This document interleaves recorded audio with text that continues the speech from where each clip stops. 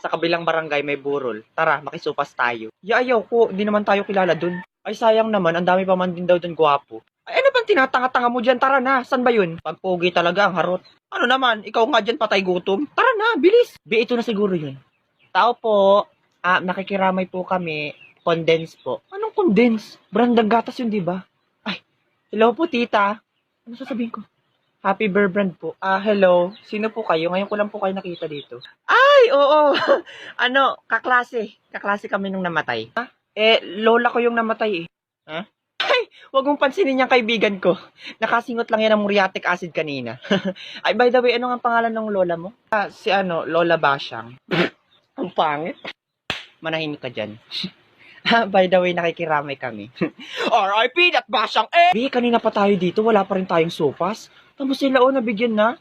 Sana all may sopas! Sana all! Oo nga, kanina pa tayo dito nakatambay. Wala man lang akong makitang pogi. Mga mukhang bulwak at mukhang bisugo. Tapos yung matandang yun, kanina pa sa akin kindat ng kindat. Hoy, hindi ako tumatanggap ng kulubot na talo. Bakit mo kayo iwan? Ang uwi naman ito. Te, mahal na mahal mo yung lolo mo, ano? Lungkot na lungkot ka eh. Ay, hindi ko yun kaano-ano. Oo. Binayaran lang ako dito, 500 daw taga-iyak. Baka gusto mo rin. Be, ang sama ng lasa ng kape. Hindi worth it. Ano bang ginagamit nila dito ng tubig? Tubig kanal? Ay, oo, be. Tapos nakakain ako kanina ng sopas. Ang tabang. Matabang pala. Bakit ang dami mo nakain? Patay gutom talaga. Basta ayaw ko. Doon na lang tayo sa kabilang barangay. May burol din daw doon. Tapos may spaghetti caldereta. Maraming handa. Ay, tita, salamat po sa Alis na po kami. Oho. Pero baka naman po, tita, pabalot ng sopas. Classmate.